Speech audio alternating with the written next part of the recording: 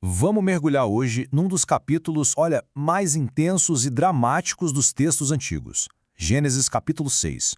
É aqui que o palco é montado para a história do grande dilúvio, sabe? A gente vai entender o que estava acontecendo no mundo para que um juízo de proporções globais fosse necessário. Bora lá! Então, para a gente entender bem essa história, nosso caminho vai ser o seguinte. Primeiro, vamos ver como o mundo estava se multiplicando. Depois, a gente entra na questão da união misteriosa que gerou os gigantes. Em seguida, a gente vai ver como a humanidade se corrompeu, qual foi a reação de Deus a tudo isso, e no final, a gente encontra uma luz no fim do túnel com a história de Noé. Ok, então ponto número 1. Um mundo em multiplicação. A história começa num cenário de expansão.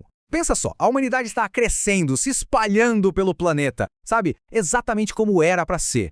O texto diz exatamente isso, né? Os homens começaram a multiplicar-se sobre a face da terra, e lhes nasceram filhas. Então a população mundial está crescendo. Mas é justamente esse crescimento que vai servir de pano de fundo para um acontecimento que, nossa, vai mudar tudo de uma forma bem drástica. Isso nos leva direto ao segundo ponto, a tal da união e os gigantes. É bem aqui que a história apresenta o seu primeiro grande conflito. A gente está falando de uma união que parece ter cruzado uma linha, uma fronteira que não deveria ser cruzada. Olha só o que o texto diz. Viram os filhos de Deus que as filhas dos homens eram formosas, e tomaram para si mulheres de todas as que escolheram.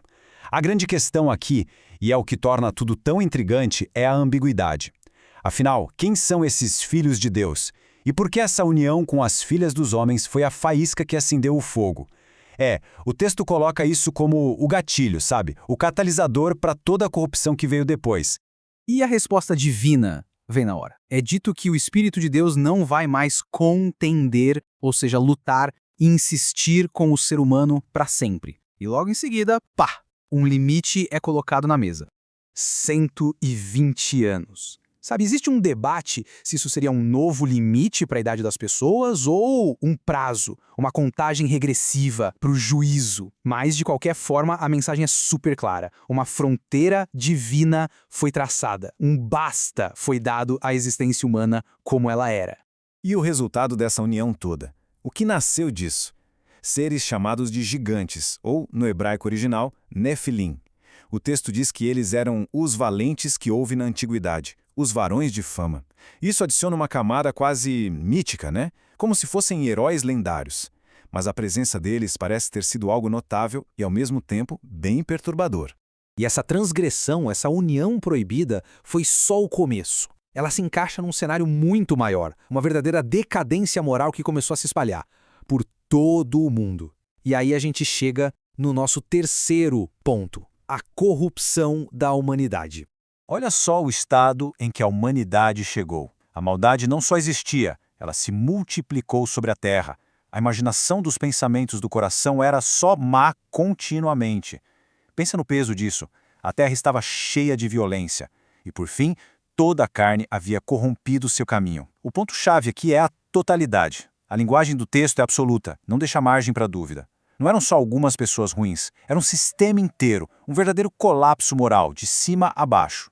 E diante desse cenário de corrupção total, a narrativa muda o foco. A gente passa a ver a perspectiva divina. E o que a gente encontra é uma reação emocional muito, muito profunda. É o nosso quarto ponto, o arrependimento de Deus. Essa é, sem dúvida, uma das passagens mais fortes de todo o texto. Então, arrependeu-se o Senhor de haver feito o homem sobre a terra, e pesou-lhe em seu coração. A ideia de um arrependimento divino, um pesar profundo pela própria criação, é algo muito pesado. Não é só uma decepção, sabe? A palavra usada aqui transmite uma dor real, um fardo no coração. E essa dor toda leva a uma sentença, uma decisão final. Destruirei de sobre a face da terra o homem que criei. E não só o homem, mas todos os seres vivos. É um ato de descriação, sabe? Um reinício radical, um reset completo, motivado por esse profundo arrependimento com o rumo que as coisas tomaram.